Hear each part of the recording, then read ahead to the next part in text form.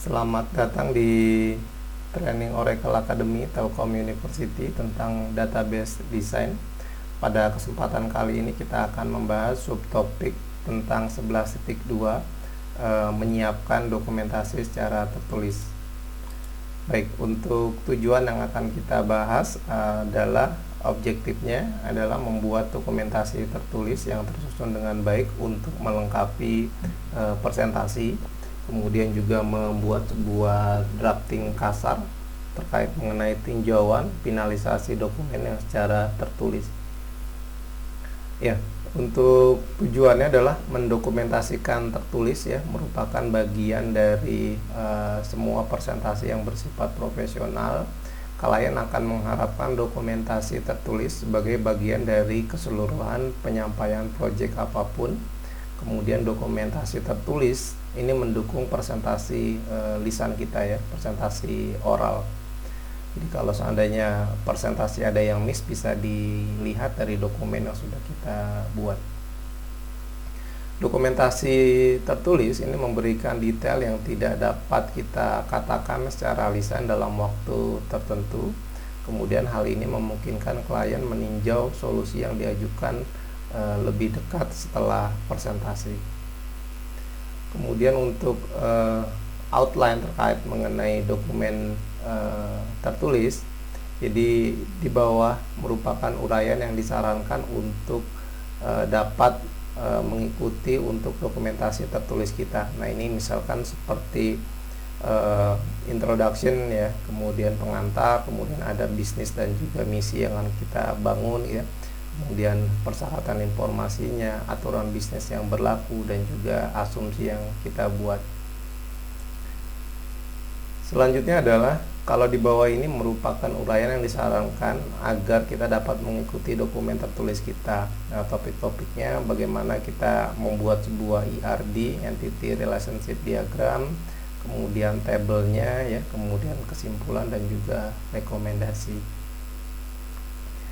Nah, kita lihat satu persatu untuk introduction dulu ya. Jadi introduction merupakan bagian pengantar yang menyatakan bahwa kebutuhan bisnis seperti ini yang akan ditentukan oleh klien.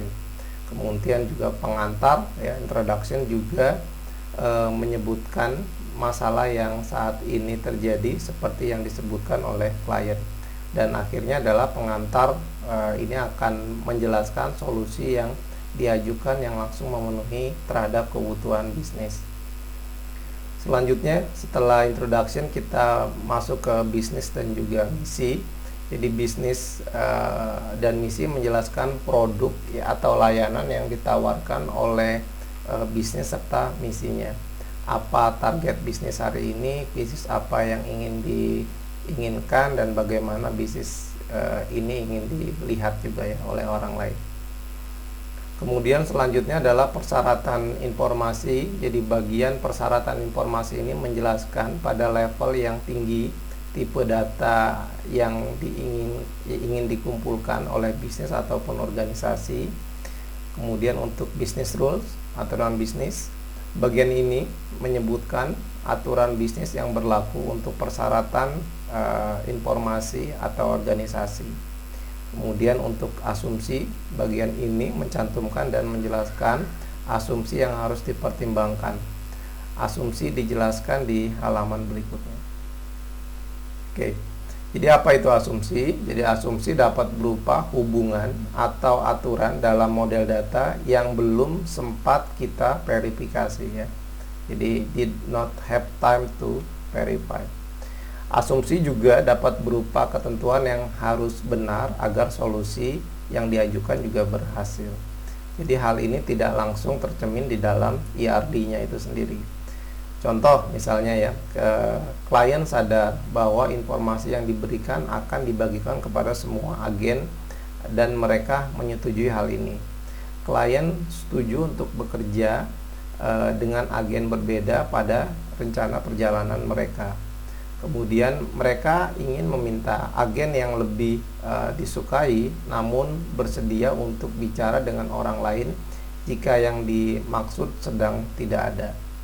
Kemudian data lama akan dimasukkan ke dalam database untuk menyediakan secara sejarah ya, history bagi klien yang sebelumnya pernah berbisnis dengan overland travel. Jadi ini adalah contoh dari ini ya, travel perjalanan ya. Oke, nah ini kalau kita lihat ERD-nya, jadi bagaimana bagian ERD merupakan solusi yang diajukan dalam penyelesaian masalah bisnis, mengamati penamaan yang sesuai dan juga aturan gambar yang sudah sesuai dengan konvensi dari Oracle. Misalkan ada employee, ada departemen ya, ada first name, last name ya. Oke, kemudian untuk tabel. Jadi bagian tabel menyertakan tabel sampel dari entitas utama. Jadi sampel saja untuk presentasi, tidak perlu data real. Kemudian menyertakan data sampel dari bisnis dapat bermanfaat ya. Kemudian menggunakan grafik juga ya, dapat membantu menemukan kesalahan pemetaan atau masalah sebelum tabel database dibuat. Oke, baik, untuk kesimpulannya, bagian kesimpulan juga penting merangkum bagian solusi database secara efektif ini untuk memenuhi kebutuhan para pemangku kepentingan dan alasan mereka harus merekrut kita dalam sebuah project ini. Kemudian rekomendasi juga penting, bagian terakhir. Jadi bagian rekomendasi menyebutkan bahwa segala rekomendasi untuk pekerjaan di masa mendatang akan menguntungkan bagi semua stakeholder. Jadi contoh ekspansi misalkan adalah ekspansi ke pasar global gitu ya, seperti ini mata uang, kemudian yang menghubungkan dengan database ya, translasi juga dengan database. Kemudian ada integrasi dengan sistem yang ada, kemudian membuat sistem layanan mandiri secara online untuk pelanggan, kemudian membuat data historis secara terpisah ya untuk menganalisis sebuah tren. Oke, contoh dari dokumentasi proposal terhadap tadi ya, travel perjalanan, misalkan seperti introduction, pengenalannya. Di pengenalannya ini kita bisa buat adalah bisnis yang ditingkatkan, menduplikasi fungsi bisnis dan penundaan dalam layanan permintaan klien yang menunjukkan peningkatan dalam penanganan informasi klien. Kemudian tambahannya adalah ini agar dapat memudahkan akses database yang siap diperbarui dan akan memungkinkan agen untuk menyesuaikan permintaan telepon, email dari pelanggan yang berulang-ulang dengan dapat mengakses catatan yang lama dari satu lokasi.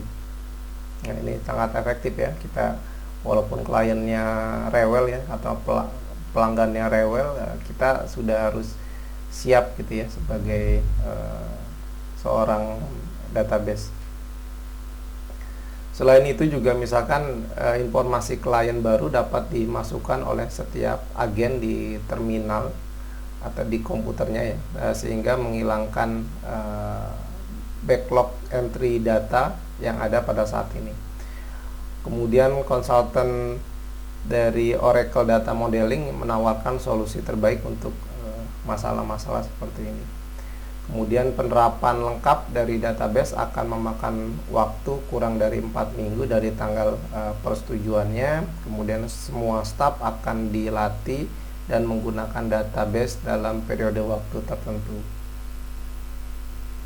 Masih seputar tentang introduction, konsultan dari pemodelan data Oracle dapat memperbaiki masalah penanganan informasi klien dengan membuat database di mana agen dapat mengakses dari komputernya.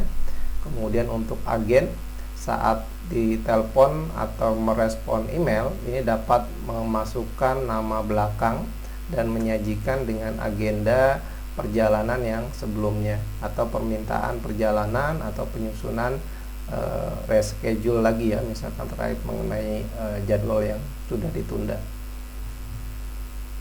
Kemudian agen dapat menambahkan klien baru dan akan menghasilkan daftar surat untuk periklanannya.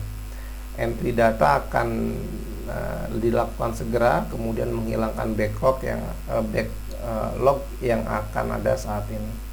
Kemudian agen akan dapat berbagi informasi untuk acara perjalanan kelompok dan menyajikan interface ya, semua agen bisa kepada pelanggannya.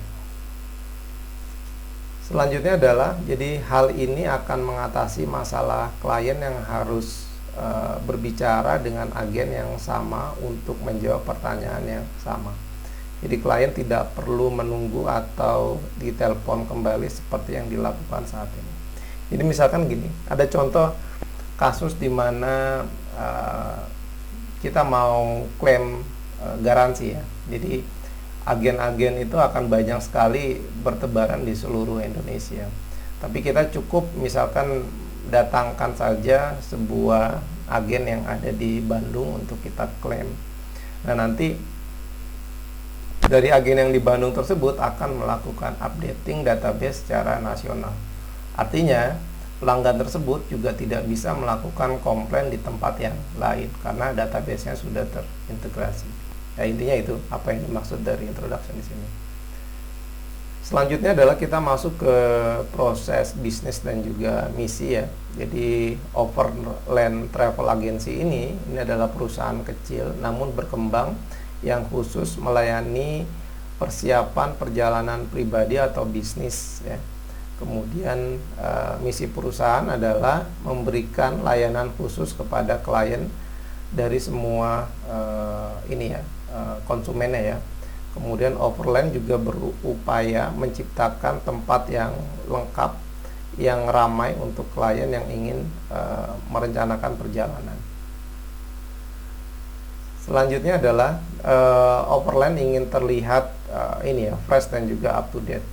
Mereka berusaha menginformasikan klien tentang tawaran perjalanan dan petualangan baru yang menarik. Nah, kita sering sekali ya dapat informasi broadcast terkait mengenai sebuah produk tertentu. Nah, itu juga sebenarnya tanpa kita sadari itu merupakan branding dari suatu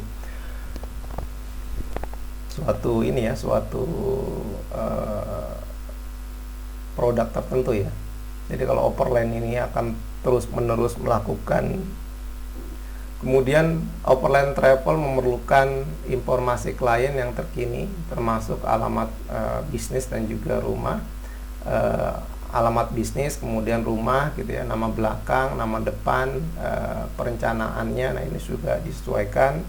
Kemudian mereka juga memerlukan informasi perjalanan seperti misalkan akomodasinya gitu ya, kebutuhan makanan secara khusus, tempat tiketnya gitu ya. Nah, ini juga nanti bisa di cover di dalam sebuah pelayanan. Kemudian untuk keluarga atau kelompok kecil gitu ya, harus dapat diidentifikasi sesuai dengan apakah dia kelompok ataupun dia perjalanan individu. Selanjutnya adalah di travel ini juga setiap agen perjalanan harus dapat membantu setiap konsumennya yang menghubungi lewat telepon ataupun email tanpa harus meninggalkan mejanya ya. Jadi udah bisa online. Kemudian pelanggan juga dapat juga disebut sebagai klien. Kemudian pelanggan adalah semua orang yang membuat permintaan perjalanan namun telah atau belum melakukan reservasi. Nah, ini pun juga bisnis ini harus dihandle juga ya oleh seorang travel. Kemudian agen tidak bekerja pada basis komisi sehingga akses informasi klien dibagikan oleh semua agen. Nah, ini juga penting ya. Kemudian agen harus dapat memasukkan dan menyimpan komentar terkait setiap klien jika dibutuhkan. Kemudian untuk asumsi, jadi asumsi ini adalah klien sadar bahwa informasi yang diberikan akan dibagikan dengan semua agen.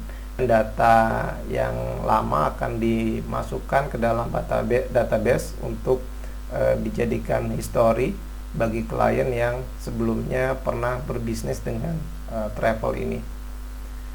Oke, kita sudah masuk ke bagian akhir adalah summary, rangkuman. Pada pelajaran kali ini kita sudah belajar tentang tertulis ya, yang tersusun dengan baik untuk melengkapi presentasi kita. Kemudian membuat draft kasar tentang tinjauan dan finalisasi dokumen tertulis. Oke, baik, untuk pertemuan kali ini saya cukupkan. Terima kasih.